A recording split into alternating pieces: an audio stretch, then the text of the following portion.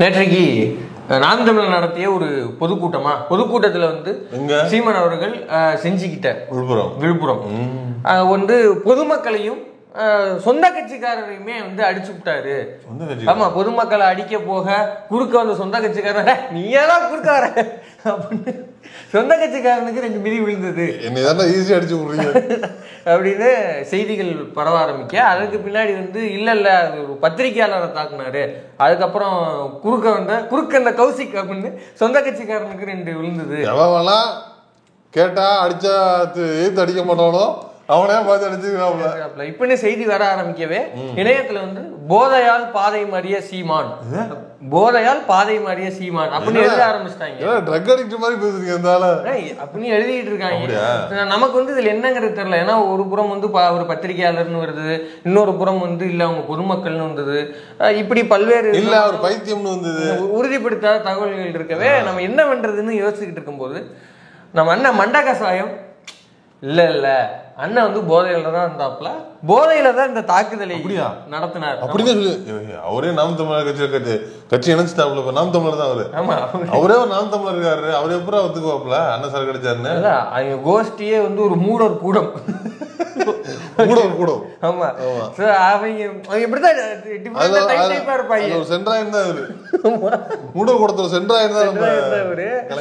உள்ள இருந்துட்டு வந்து ஒரு விசில் ப்ளோ பண்ணிருக்காப்ல.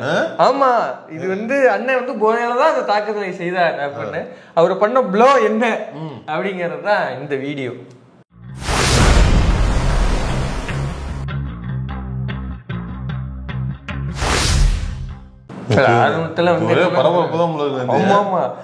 என்ன மேட்டர்னா ஒரிஜினல் கேரக்டர் முழுக்க வெளில வந்துருச்சு. நான் பார்த்தேன், பார்க்கும்போது இந்த அளவுக்கு இறங்கிட்டாப்ல.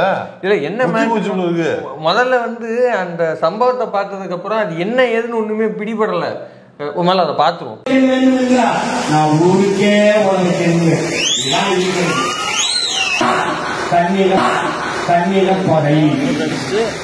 பாவத்தை குறுக்க வந்த கட்சிக்காரனுக்கு எல்லாம் விழுகுது, குறுக்க அந்த கௌசிக்கு வந்த அவங்க மைண்ட் வந்து தெரியுமா, எங்கிட்டு எவ்வளவு தூரத்துல இருந்து என்ன கண்டிஷன் வந்து தெரியுமா, என்னைய போட்டு என்ன அடிக்கிற, நீ அடிக்க வேண்டியது அவன்டா, அவனை அடிக்காத நீ என்ன எப்படி அடிக்கிறா, அவனை அடிக்கும். அண்ணன் எப்போதுமே அப்படிதான். அதாவது அடிக்க வேண்டியது ஆரியத்தை, திராவிடம் தான் நமக்கு எதிரி அப்படின்னு இருப்பாப்ல. அடிக்க வேண்டியது பாஜகவை, அங்கே நீங்க திமுக அப்படின்னு அதையே வந்து களத்திலையும் நிகழ்த்தி இருக்கிறார். ஆமா, இதை ஒட்டி இது என்ன சம்பவங்கிறது நமக்கு புரியல இல்லையா? இல்ல அது மட்டும் இல்ல, இந்த வீடியோட ஃபுல் ஆங்கிள் நமக்கு வரல, ஏதோ 2-3 ஆங்கிள் தான் தொடர்ந்து வருது. எக்ஸாக்டா கூட என்ன உண்மையிலே சீமான் தான் அடிச்சாரா இல்ல சீமானோட அடிச்சாரான்னு தெரியல. அதுவும் ஃபுல் ஃபுட்டேஜ் இல்ல. இல்ல ஏன்னா நிறைய போய் சொல்லுவான். அதனால வந்து உள்ள இருக்கிற அண்ணன் மண்ட கசாயமே விசில் ப்ளோ பண்ணது இருக்குல்ல. ப்ளோ பண்ணிருக்காரா? என்ன ப்ளோ பண்ணிருக்காரு? இல்ல அவரு நிறைய ப்ளோ பண்ணிருக்காரு, அதெல்லாம் எனக்கு தெரியாது. இந்த ப்ளோ தான் நான் பேச போறேன். ஓகே, அண்ணனுக்கு வந்து அழைப்பு வந்து பேசுறதுக்கான அழைப்பு வருது. சரி, அப்ப அண்ணன் வந்து அந்த ஸ்டெப்ஸ்ல ஏறுறாங்க. ஏறும் போது ஒருத்தர் என்ன செய்யறாருன்னா வந்து அண்ணனை வந்து 1-to-1 வந்து ஃபைட் கேக்குறாரா? 1-to-1 1-to-1னால அண்ணனுக்கு பிடிக்காது. ஏன்னா ஏற்கனவே ஒருத்தர் வந்து ராகவா 1-to-1 ராகவன் வந்து 1-to-1 கூப்பிடுறாரு. ஏற்கனவே ஒருத்தர் வந்து 1-to-1 கூப்பிட்டாரு. ஆமா, வீரலட்சுமியோட கணவர் அவரு 1-to-1 இல்ல 1 ஹேண்ட், ஒரு கையை கூட நான் கட்டிக்கிறேன் வாயா, 5 ஃபிங்கர் போட்டு சொன்னாரு. லெஃப்ட் ஹேண்ட் கட்டல, ரைட்ட கட்டி லெஃப்ட்டுக்கு வாங்குறாப்ல. அதுக்கே அந்த அண்ணன் அதுக்கெல்லாம் தம்பி அதெல்லாம் நான் போக முடியுமா அப்படின்ட்டு அண்ணன் ஜகா வாங்கினவரு. அவர்கிட்ட போய் 1-to-1னா அவ்வளவுதான். ஆமா, பேண்டிக்கிட்டெல்லாம் நடந்து போயிடும் அப்படின்னு சொல்லிட்டு ஒருத்தர் வர்றாரு. சரி, அந்த சைடுல இருந்து. சரி, அத வந்து நம்ம பழைய பாசல இருந்து ஒருத்தர் தடுக்கிறார். ஏங்க இதுவரை வந்து உட்கார வச்சுட்டு அண்ணன் மேல ஏற போகும்போது என்னங்க 1-to-1 எடுக்கிறீங்க அப்படின்னு அண்ணன் கீழே இருக்கும்போது 1-to-1 கேட்டிருந்தா அப்படியே அறுத்து குமிச்சிருவாரு அவரு. போய் தான் சொல்ல போறேன். இல்ல ஒண்ணு இல்ல, ஒரு முக்தார் இருக்காருல்ல, முக்தார் ஒரு முறை வந்து இந்த பிரச்சனை எல்லாம் போயிட்டு இருந்த டைம்ல வந்து பேசினாரு, உங்களுக்கு ஞாபகம் இருக்குன்னு நினைக்கிறேன். இவரு சீமான்ட்டு வந்து ஒரு இன்டர்வியூ கேட்டவங்க, இவரு இடுமாவனா அவரு தான் வந்து வாங்கி தரேன்னு சொல்லியிருந்தாப்புல. அப்புறம் அண்ணனுக்கு முன்னாடியே கொஸ்டின்ஸ் அனுப்பிடுங்க அப்படின்னாரு. இதே சின்ன பிள்ளை மாதிரி இருக்கு, கொஸ்டின்லாம் கேட்குறீங்க அப்படின்னு. சரி கழுதை அனுப்பி தொலைகிறேன் வர சொல்லு அப்படின்னு சொன்னேன். ஆனா அதுக்கப்புறம் போனே எடுக்கல அவரு, இன்னைய வரைக்கும் கொஸ்டினை பார்த்துருப்பாப்புல. ரைட்டு, இதை விட்டுட்டு வேற ஏதாவது இதுல இருந்து கிளை கேள்வி கேட்பான், நம்மளை மாட்டி விட்டுருவான் அவன். வரவே இல்லை. அது மாதிரி சும்மா இருக்கும்போது 1 to 1 கேட்டாலே அவன் வரமாட்டான். இதுல வந்து மேடையில போய் அப்படியே ஒரு வந்து அறுத்து தள்ளிடுவாரு. சரி, அப்ப அவர் என்ன சொல்றாரு அப்படின்னா வந்து நான் எடுக்கணுங்க அப்படின்றாரு. சரி, அப்ப அவர் பார்த்தோன்னா அவர் வந்து குடிச்சிருக்காருல போல. அவர் நல்லா குடிச்சிருக்காரு. பாத்தீங்களா, இந்த இடத்துலதான் அந்த மண்டா கசாயம் உறுதிப்படுத்துறாரு. யார சொல்றாரு? யாரா? பத்திரிகையாளர் சீமான சொல்றாருண்ணா. சீமான கடா சொன்னாரு. சீமான சொல்லல, அந்த பத்திரிகையாளர் குடிச்சிருந்தான்னு சொல்றாரு. நல்லா குடிச்சிருப்பாரு, அவரு குடிச்சிருந்தாரு அப்படின்னு சொல்றாரு. சீமான தான் சொல்றாரு. அப்ப எப்படி சொல்லுங்க? இப்ப நமக்கு வந்து எப்படி சீமான, நமக்கு வந்து சீமான பத்தி எல்லாம் தெரியாது. ஒரு உதாரணத்துக்கு இப்ப அக்கா தமிழிசை இருக்கிறாங்க, அவங்களுக்கு தான் பாஜக எப்படி, பாஜக தலைவர்கள் எப்படின்னு தெரியும். இப்ப இவங்க வானதி கேட்கறாங்க, அவங்களுக்கு தான் பாஜக தெரியும். இன்னும் நல்ல உதாரணம் சொன்னா இப்ப ஐயா ராதாரவி இருக்கிறாரு. இப்ப அவருக்கு தான் மோடி யாரு, அமித்ஷா யாருன்னு தெரியும், நமக்கு தெரியாது. ஏன்னா அவரே ஒரு மேடையில் சொல்லி இருக்கிறாரு. அவரே நமக்கு அவங்களை பத்தி தெரியாது, அவங்களுக்கு தான் அவரை பத்தி. கட்சியில இருக்கிறாங்க, கூட சுத்துறாங்க, அந்த அங்க இருக்க தொண்டர்களோட பழகுறாங்க, பிணைப்பு. அதனால நம்மளை விட அவங்களுக்கு தான் அதிகமா தெரியும். ஆமா, சோ சீமான் நல்லா குடிச்சிருக்காருங்கிறது நம்மளை விட கலந்து மண்டக சாயத்துக்கு தான் நல்லா தெரியும். சீமானும் சொல்றாப்ல. ஆமா, சீமான் தான் சொல்றாப்ல. நீங்க இருக்காரு, அவரை வந்து நீங்க போங்க அப்படின்னு சொல்லிட்டு நம்ம இலகுவா வந்து அவரை கையாளுவோம்ல. ஆமா, அது மாதிரி போப்பா அப்படின்னு சொல்லிட்டு ஏதோ குடிச்சிட்டு ஏதோ ஒரு பையன் வந்திருக்கேன். ஏன்னா நம்ம பேசுறாருல, இவர் இப்படி பேசுறாப்புல, அது இவரே ஒரு மாதிரிதான் பேசுறாரு. இல்ல இப்ப என்னன்னா நம்ம இலகுவா அவரை கையாளுவோம்ல. ஆமா, ஏன்னா அண்ணன் இப்படி திரும்புறப்ப எப்படி சிரிச்சிட்டீங்கன்னா போதும், இலகுவா கையாளுறது. அண்ணன் வந்து ஒரு குழந்தை மாதிரி 1000 ரூபாய் காசு கொடுத்துட்டே பேசாம இருந்துருவான்டா. அண்ணா திருநெல்வேலிக்கு 1000 ரூபாய் கொடுக்குறேன்னா அப்படியே தம்பி அப்படின்னு இறங்கி வாங்குவோம். அதனால அண்ணன் வந்து குடுத்திருந்தாதான் இலகுவா நம்ம கையாண்டுருவோம் அப்படிங்கிறாங்க. வந்து நம்ம தம்பிகள் யாரும் வந்து அந்த மாதிரியான பழக்க வழக்கங்கள் இல்லாத பசங்க. ஆமா, நம்ம தம்பிங்க யாருமே குடிச்சிட்டு கூட்டத்துக்கு வர மாட்டாங்க, குடிக்கவும் மாட்டாங்க. இதுதான் வேணாங்கிறது. என்னது, நாம் தமிழர் தம்பிகள் குடிச்சிட்டு குடிக்க மாட்டாங்க, குடிக்கிற பழக்கமும் கிடையாது, குடிச்சிட்டு வர மாட்டாங்கன்னு சொல்ற வரைக்கும் ஒரு லாஜிக் இருக்குது, யதார்த்தம் இருக்குது. குடிக்கவே மாட்டாங்கன்னு சொல்லு. சரி, நான் தமிழ் தம்பியை குடிக்க மாட்டாங்கன்னா ஏவா ஒரு ஃபுல் ஸ்கிரீன்ல அந்த போட்டோ போடு. இதெல்லாம் என்னது? இதுல இந்த கறிகஞ்சி பைய கிடக்குற போஸ பாருங்களேன், பொஸ்ஸனை பாருங்க. இதெல்லாம் என்னது? எலி மிச்சு வச்ச பழம் பாத்தீங்களா? தலைக்கேறிய போதைம்பாங்கல, அதுதான் உதாரணம். எக்ஸாக்டான போஸ்டர் வந்து இதுதான் தலைக்கேறிய. இந்த போஸ்டர்ல தான் இருப்பாங்க. இப்ப இதெல்லாம் யாரு? இப்ப இவங்க எல்லாம் அந்த நாம் தமிழர் தம்பிகள் இல்லையா? தளபதிகள் எல்லாம் தளபதிகளே. நாம் தமிழோட தளபதிகள் இவங்களா?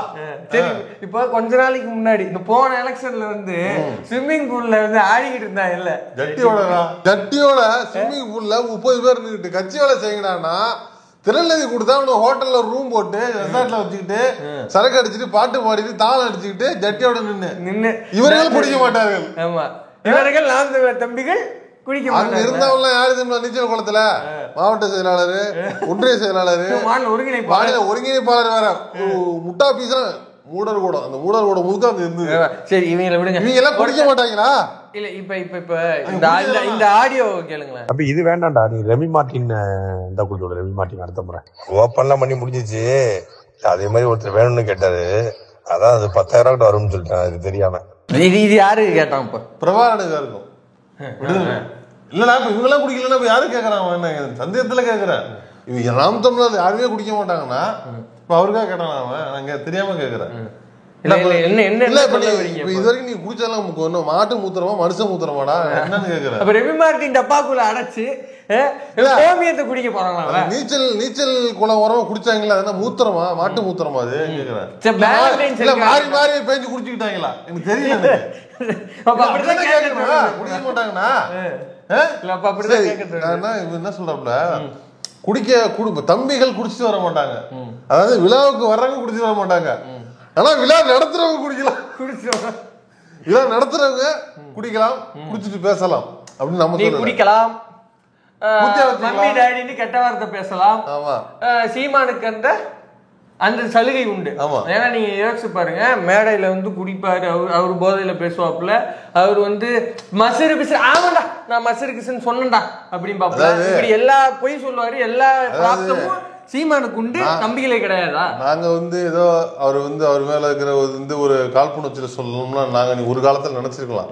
ஆனா உண்மையிலே நீங்க யோசிச்சு பாருங்க, அறிவார்ந்த மக்கள் அல்லது வந்து யதார்த்தமான மக்கள் சீமான் பேசுறது குடிச்சிட்டு பேசுற மாதிரி இருக்கா இல்லையா? சரி, உங்களுக்கே தெரியும். இதெல்லாம் பார்க்கும்போது உங்களுக்கு தெரியுதா இல்லையா? சரி, பேசினா கதை விடுறாங்க. அண்ணா நீ ரொம்ப டயர்டா இருந்தாரு, அது இப்படி இருப்பாரா?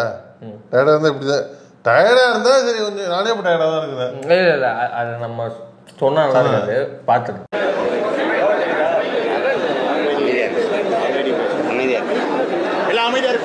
என்னிடத்துல ஒன்றும் செய்தி இல்லை. உங்களுக்கு ஏதாவது செய்தி தேவைப்படுது கேட்கணும்னா கேளுங்க, நான் பதில் சொல்றேன். நன்றி, வணக்கம். எடுத்ததெல்லாம் போடுங்க. அவரே எல்லாத்தையும் போட்டுட்டுதான் எல்லாத்தையும் போடுங்க. சரி இதை விடுங்க. ஒரு அண்ணன் கல்யாண சுந்தரம் இருக்காரு, இப்ப அதிமுக இருக்காரு.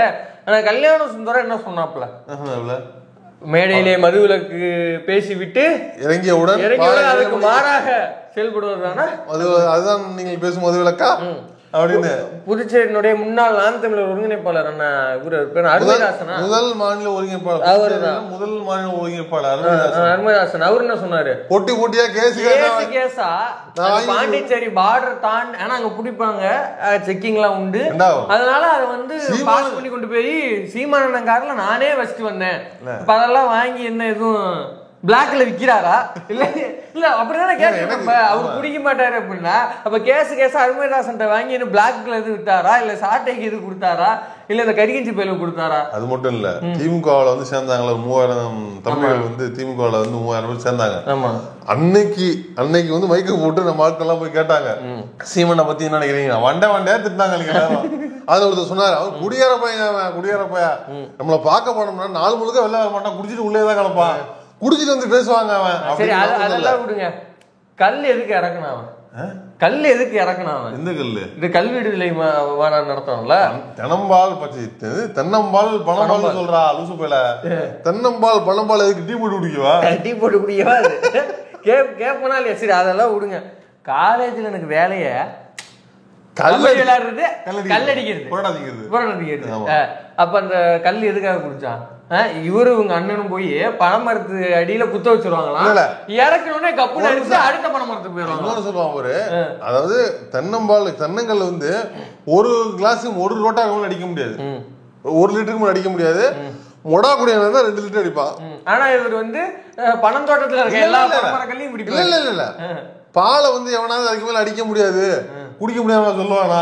குடிச்சவன் தோனி வந்து தினமும் 7 லிட்டர் பால் குடிக்கணும்னு சொல்லுவாங்கல்ல. அப்ப நீ வந்து பாலா இருந்தா குடிச்சிருக்கணும்ல. அப்ப பால் இல்ல தண்ணியை வந்து நீ 5 லிட்டர் குடிக்க முடியும், இல்ல 3 லிட்டர் கூட குடிக்க முடியும். 2 லிட்டருக்கு மேல குடிக்க முடியாதுன்னா சாராயம் தானே, அது சரக்கு தானே. அப்புறம் எப்படி தென்னை பாலுங்கிறது? அவன் சாரியவே குடின்னு தான் சொல்லிக்கிட்டு இருக்கான். ஒரு குடியாத போய் அவன் பேச்சு உனக்கு எப்படின்னா குடிச்சிட்டு போடா குடியாத போயில எல்லாரும் என்ன குடிக்க சொல்ற? ஸோ இப்படியான நம்பர் தான் அவரு. இதே இவரோட பிரஸ் மீட்லயே வந்து அதெல்லாமே தென்படும். அதை நம்ம எல்லா ஆடியும் காட்டிட்டோம். இவர் மண்டகசாயத்தோட அந்த இன்டர்வியூலையுமே பின்னாடி வந்து சொல்றாங்க, அந்த பத்திரிகையாளர் வந்து குடிச்சிட்டு வந்திருந்தாரு அப்படின்னு பத்திரிகையாளர் மேல பலி போடுறாங்க. இப்ப இன்னுமே வந்து உறுதிப்படுத்தப்பட்ட தகவல் எதுவும் வரல. ஆனா இவங்க வந்து வைக்கிற அக்யூசேஷன் என்னன்னா பத்திரிகையாளர் குடிச்சிட்டு வந்திருக்காங்க அப்படின்னு. இவங்க அண்ணன் மேடை தோறும் வந்து குடியை ப்ரொமோட் பண்ணி பேசுறாப்புல, குடியை ஆதரிக்கிறாப்புல, கல்லு இறக்கியே திறாரு. குடிச்சிட்டு கல் அடிச்சுட்டு காலேஜுக்கு போனா கல் அடிச்சுட்டு கூட்டத்துக்கு வரக்கூடாதா அப்படின்னு திருப்பிட்டு கேட்டா, இல்ல நான் கல்வி கற்கும் இடத்துக்கே நீ குடிச்சிட்டு போற அப்படின்னா, நான் ரோட்ல போற போக்குல நான் வந்து எங்கேயோ போனேன் நின்று நான் கேட்டேன் அப்படின்னு வேணா குடிச்சிட்டு பேசுறேன் என்ன பண்ணுவ நீ?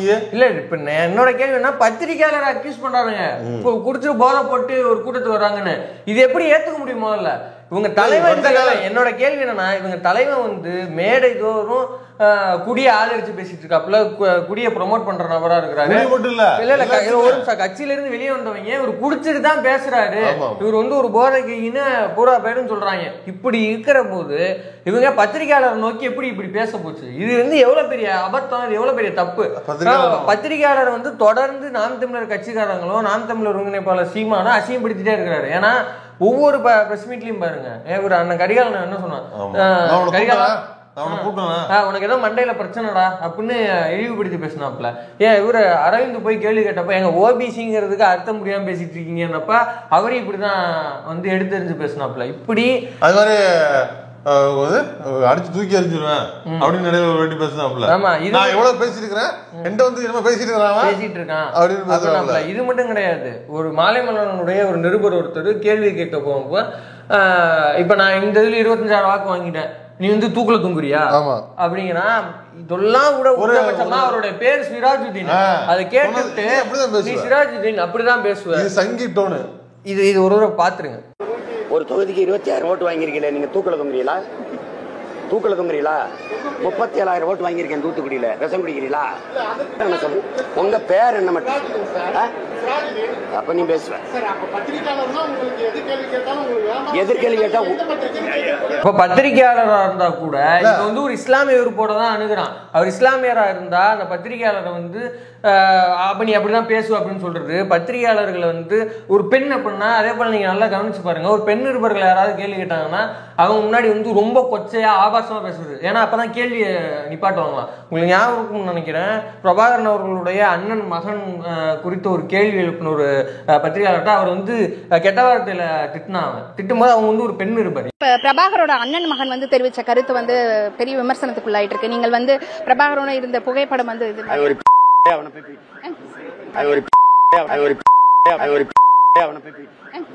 ஏன் அவ்வளவு கொச்சையா பேசணும் அப்படின்னா, ஏன்னா ஒரு மாதிரி அருவருக்கத்தக்க வகையில பேசினாங்கன்னா அவங்க அதோட பெண் நிருபர் வந்து நிப்பாட்டிடுவாங்க, அதுக்கப்புறம் அவங்க நிக்க மாட்டாங்க. அப்படிங்கிறதுனால தொடர்ந்து இப்படியான விஷயத்துல வந்து அவன் பண்ணிக்கிட்டே இருக்கிறான். பத்திரிகையாளர் தொடர்ந்து இழிவுபடுத்துறது வந்து ஒருபோதும் ஏற்றுக்கொள்ள முடியாது. இதுவே ஒண்ணும் இல்ல, தலைவர் வந்து ஒரு முறை வந்து திமுக காரம் போல பேசுறீங்கன்னு ஒரு நிருபர் கேள்வி கேட்டதுக்கு ஏங்க இப்படி பேசுறீங்க, இப்படி பேசலாமான்னு ஒரு கையை நீட்டி கேட்டாராம். அதுக்கு வந்து எப்படி நீங்க கையை நீட்டலாம்னு கேட்டாங்க. தொடர்ந்து வந்து பத்திரிகையாளர் இழிவுபடுத்திட்டே இருக்கிறான். சீமானை நோக்கி யாரும் வந்து சட்டை பண்றதோ அவரை வந்து இது பண்றதோ இல்ல. ஏன் இப்ப இந்த சம்பவமே சீமானோட பிஜேபி சைடு இருக்கானா இல்ல பத்திரிகையாளர் பண்ற பிஜேபி சைடு இருக்கா உங்களுக்கு தெரியல. ஏன்னா இவங்க திருமாவளவனை கேள்வி கேட்கற நீங்க சீமான ஒண்ணுமே சொல்ல மாட்டேங்கிறீங்களே, யாரும் விரட்ட மாட்டீங்களா, யாருமே எதிர்த்து கேள்வி கேட்க மாட்டேங்கிறீங்களே. இப்ப ஏன் ஒரு அண்ணா சீமான் வந்து பிஜேபி பாக்குறான், ஆர்எஸ்எஸ் பாக்குறான், பார்ப்பனி அடிவரடியா மாறிட்டான்னு நம்ம எக்ஸ்போஸ் பண்ணிட்டு இருக்கிறோம். அவனே ஒத்துக்கிட்டான். ஏன்னா பாப்பான வந்து சகதோழர் ஒத்துக்கிறான், சங்கிய சகதோழர் ஒத்துக்கிறான். அப்ப பத்திரிகையாளர் நீ அவங்க சைடு பேசுறதுனால நீ அவங்க சைடு இருக்கிறீங்களா அப்படின்னு நீங்க சொல்லுங்க. ஏன் மௌனமா இருக்கீங்க அப்படிங்கறத நீங்க தயவு செஞ்சு இது பண்ணுங்க. ஏன்னா அண்ணாமலை அவர்கள் ஒரு எக்ஸாம்பிள் இருக்குது. இப்ப அண்ணாமலை வந்து பத்திரிகையாளர் நோக்கி ஏன் குரங்கு மாதிரி தாவுறீங்க குரங்கு அப்படின்னு திட்டின போது இதே பத்திரிகையாளர்கள் மூத்த நிருபர்கள் தான் போய் அவர்கிட்ட கேள்விட்டாங்க, நீ மன்னிப்பு கேட்பீங்களா மாட்டீங்களான்னு கேட்டாங்க. இதே போல சீமானை நோக்கி ஒரு தடவை கேளுங்க, நெருக்கடிக்குள்ளாக்குங்க, ஏன் வந்து கேட்க மாட்டேங்கிறீங்க? ஏன்னா எந்த இடத்துலையுமே பத்திரிகையாளர் மதிச்சதா வந்து கிடையாது. இவ்வளவு ஆதாரங்கள் நாங்க காட்டிட்டோம். அதனால இந்த சம்பவத்திலுமே இப்போ வரைக்கும் நம்ம இந்த வீடியோ ரெக்கார்ட் பண்ற இந்த டைம் வரைக்குமே பார்த்துட்டேன், சென்னை பிரஸ் கிளப்ல இருந்து எந்த வித அபிஷியலான கண்டனமுமே வரல. அது ஏன் அப்படிங்கிறதுன்னு தெரியல. தயவு செய்து வந்து இது உங்க பார்வைக்கு வரல அப்படின்னா தயவு செஞ்சு இந்த விஷயத்த கண்டிச்சிருங்க. அது மட்டும் இல்ல, இந்த மாதிரி நடந்துக்கிறது இருக்குல்ல, மேடல ஏறுறது இறங்கி அடிக்கிறது, இவர் தலைவனுக்கான உண்டான பண்பா முதல்ல. நீ இப்படி இருக்கிறதுனாலதான் உன்னை சார்ந்தவங்க எல்லாம் வந்து இது மாதிரி நீங்க சொல்லி கொடுக்கறது தானே வரும். நீ கல் அடிக்கிறது வந்து நார்மலைஸ் பண்ற, நீ வந்து கோ அண்ட் என்ஜாய் எல்ற பிரதர் என்ஜாய் பண்ற, நீ கோ அண்ட் என்ஜாய் சொல்லி கொடுக்குற. என்ன பழக்க வழக்கம்?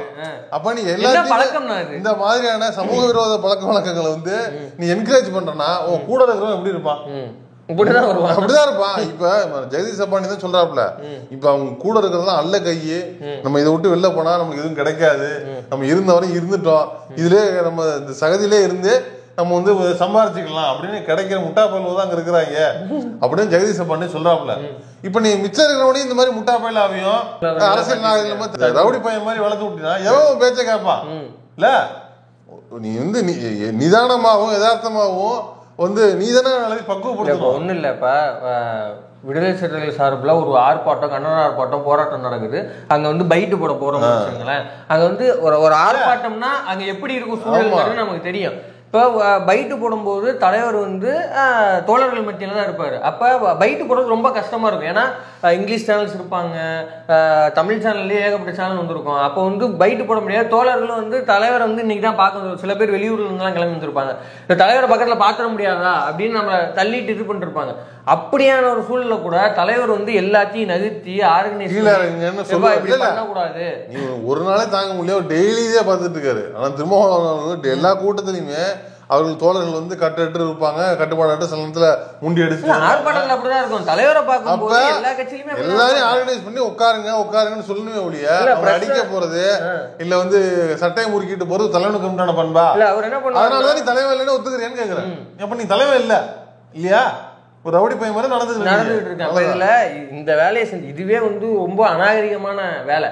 இதையும் செஞ்சுட்டு மேடை ஏறி இந்த சலசலப்புக்கெல்லாம் மஞ்சுகிற திராவிட நடிகள் இல்லை அப்படின்னு பேசியிருக்கிறா. அதுக்கு வந்து இல்ல இல்ல தமிழச்சி தங்க போட்டு வீடு கட்ட வந்தா நீ உனக்கு என்ன மரியாதை? உனக்கு ஸ்டாலின் காலில் போய் விழுந்த நீடா வந்து மூக்காமூத்து செத்துட்டா மூக்காமூத்தோட அவரு வீட்டுக்கு தானடா போகணும். நீ எதுக்கடா ஸ்டாலின் வீட்டுக்கு போற? இல்ல அண்ணங்கிற முறையில போன அப்படின்னா வீட்டுக்கு போயிருக்கு. இவரு வீட்டுக்கு வர நீ கேயினர் என்ன உனக்கு என்ன மாமா வண்டியிட உனக்கு என்ன பிரச்சனை? உனக்கு ஏண்டா பங்காளிங்க ஒரு பக்கம் எதிரிங்கிற ரொம்ப நெருக்கி கேட்டா பங்காளிங்கிற சூடு சொன்ன உனக்கு திராவிடத்தை பத்தி பேச உனக்கு என்ன அருகதை இருக்குது? வாங்கி திங்கிற எல்லாத்தையும் மதிமுக இருந்தவங்க தானு அவர்கிட்ட வாங்கி திங்கிற அறிவு இருக்கா உனக்கு? ஐயோ, இதை பத்தி நம்ம சொல்றதை விட விஜயலட்சுமி அண்ணி ஒண்ணு பேசியிருக்கிறாங்க. அவங்க பேசினாதான் சரியா இருக்கும். அவங்க ப்ளீஸ். நேற்று மேடையில பேசிட்டு இருக்கும் போதே சீமான் ஏதோ சடனா கோவப்பட்டு கீழே இறங்கி வந்து ஒருத்தர் அடிச்சாரு. அப்புறம் மேலே ஏறி போய் மீண்டும் சொன்னாரு, இந்த மாதிரி சலசலப்புக்கும் சத்தங்களுக்கும் அஞ்சுற திராவிட நரிகள் அல்ல நாங்கள் அப்படின்னு ஒரு வீர வசனம் பேசினாரு. சலசலப்புக்கும் சத்தங்களுக்கும் அஞ்சுற திராவிட நரிகள் அல்ல நீங்கன்னா வலசரவாக்கம் ஸ்டேஷன்ல என்னோட கேஸுக்கு உங்களை விசாரணைக்கு கூப்பிட்டு அமிச்சாங்க இல்லையா? அப்ப இதே மாதிரி வீரமா போய் அதை என்னன்னு தனியா ஃபேஸ் பண்ணியிருக்கணும். அதை விட்டுட்டு ஆடியோ மெசேஜ் போட்டு தம்பிங்களா நாளைக்கு அண்ணனை விசாரணைக்கு கூப்பிட்டுருக்காங்க எல்லாரும் வந்துருங்க அப்படின்னு சொன்னீங்களே, அது என்ன? அதுக்கும் இந்த வீரவசனுக்கும் செட் ஆக மாட்டேங்குது. தமிழ்நாடு காவல்துறை அவங்களை விசாரணைக்கு கூப்பிட்ட போது வீரமா போய் என்னன்னு ஃபேஸ் பண்ணியிருக்கணும் இல்லையா? பயந்து ஓடி போய் எதுக்கு சுப்ரீம் கோர்ட்ல ஸ்டே வாங்கிட்டு நீங்க இப்ப பண்ணிட்டு இருக்கீங்க? இல்லையே எனக்கு அவங்க இப்படி பேச மாட்டாங்களே. சீமான் செருப்பு பிஞ்சிரு, சீமான் செருப்பு பிஞ்சிரும் அந்த டைலாக் இல்லையே. அது இல்லாம எப்படி உறுதிப்படுத்துறது? இந்த கேள்வி வந்து அப்படி பேசக்கூடிய விஜயலட்சுமி அவர்களே எவ்வளவு சாந்தமா பேசிருக்காங்க. இல்ல ஆனா அந்த கேள்விதான் கரெக்ட். நீ மேடையிலே சலசலப்புக்கெல்லாம் அஞ்ச மாட்டேன் அது இது வீரவாசனம் பேசுற தம்பிகளே எப்படி இதுதான் வீரம். உறவுகளே, என் உணர்வுகளே, மறக்காமல் இருந்து விடுங்கள். நாளை மாலை மறந்துடாதீங்கடா, விட்டுறாதீங்கடா. உறவாகவும் இனமாகவும் வந்திருந்து அவசியம் காப்பாத்து. அது இல்ல அவசியம் வரணும், அதான் முக்கியம். இல்ல ஏண்டா ஒரு கேஸுக்கு தானே போற, விசாரணைக்கு போறது எங்கடா உனக்கு 1000 பேரு இல்ல கேக்குற தனியா விசாரணையே உனக்கு 1000 பேரை கூட்டு போற. இதான் வீரமா உனக்கு? அதான் சொல்லல. அப்படின்னா சம்பந்தப்பட்ட அக்காவே கேட்டிருக்காங்க. இது மட்டும் கிடையாது, அவங்க இன்னொரு பாயிண்ட் கேட்கறாங்க. சரி சுப்ரீம் கோர்ட்ல நீ அவ்வளவு இதா இருந்தா போலீஸோட விசாரணையை டேக்கிள் பண்ண வேண்டியதானே? எதுக்கு சுப்ரீம் கோர்ட்ல வந்து ஸ்டே கேட்கிற? எதுக்கு சுப்ரீம் கோர்ட்ல கேஸ் வர நேரம் பார்த்து போய் முதல்வரை சந்திக்கிற? இல்ல நான் இன்னொன்னு கேக்குறேன். பெரியாரை கொடுத்து அவதூறா பேசும்போது பெரியார் திராவிட இயக்கங்கள் எல்லாம் அவங்க வீட்டு முன்னாடி வந்து நின்னாங்களே. திருமுருகன் இருந்தாரு, ராமகிருஷ்ணன், என்ன திராவிட கழகத்துல இருந்து இல்ல திராவிட கழகத்துல 150 அடி தூரத்துக்கு பிரியாணி தின்னீல. இதே மாதிரி நீ போய் முன்னேறி நீ ஒரு தனியாளா போய் முன்னேறி அந்த கூட்டத்துக்கு முன்னாடி நின்று நீ கையை முறுக்கிட்டு போயிருந்தீங்கன்னா நீ சரியான ஆம்பளை, நீ சரியான ஆளு. இன்னமும் கொளத்தூர் மணி அண்ணன் அப்படின்னு சொல்லி சாப்பிட இங்க நின்று பேட்டி கொடுக்குற சாப்பிட வாங்கன்னு. ஏன் இன்னைக்கு முறுக்கிட்டு போன மாதிரி அன்னைக்கு முறுக்கிட்டு போக வேண்டியதானே வீட்டு தாண்டி? ஏன் மூத்தவர் இல்ல அன்னைக்கு போய் மூத்தவர பெண்ண மூத்தவர நான் என்ன பெரியார் பத்தி என்ன மூத்தவர தப்பா சொல்றேன்னு கேட்டிருக்கலாமா இல்லையா? இல்ல இல்ல அப்படி இல்ல, நான் சட்டையை முறுக்கிட்டு போவேன். இன்னைக்கு அடிக்க தெரியுதுல அவனை நீ யாரோ ஒருத்தர் அடிக்க போனில, உன் வீட்டுல ஆதாரம் கேட்கறதா அத்தனை பேர் கிளம்பி வந்தாங்க. நீ நேரா போய் என்ன பண்ணிக்கணும், என்ன நான் பேசுறது என்ன தப்பு, ஏடா எவ்வளவு பேர் கிளம்பி வந்துருக்கீங்க அப்படி சட்டை பிடிக்க போக வேண்டியதுடா, போக வேண்டியதுடா. நீ எடுக்க மாட்டேங்கிறான், அவன் தான் வீரன். ஆளை போட்டு நீயே புடிச்சு போட்டு அடிக்கிறது வீரவா, பக்கத்துல நின்னாங்கிறதுக்காக ஏடா எங்க இருந்து எவ்வளவு தூரம் தாண்டி வந்துருக்குற, நீ இதெல்லாம் ஈஸியா அடிச்சு முடிக்கணும், அவன் அடிக்கிறது வீரமா. உன் வீரமெல்லாம் இந்த லெவல் தான். முடிஞ்சா நீங்க அன்னைக்கு வந்திருக்க பெரியாரிய தோழர்கள்ட்ட உன் வீரத்தை காமிச்சிருந்தீங்கன்னா நீ ஒரு சரியான ஆளு, நீ ஒரு வீரமானவன், நீ ஒரு பிரபாகரனோட ஆளுன்னு நான் நம்பியிருப்பேன். இப்ப எதுவுமே நடக்கல. நீ ஒரு தற்குறி, நீ ஒரு ரவுடி, நீ ஒரு முட்டா பையன், நீ ஒரு மூடர் கூட தலைவனுங்கிறதா இப்ப ப்ரூவ் திரும்பி ப்ரூவ் பண்ணிருக்கிறாரு. பொறுத்திருந்து பார்ப்போம் இன்னும் வேற என்னென்ன மாதிரி அண்ணனை எக்ஸ்போஸ் பண்ணிக்க போறாரு அப்படின்னு.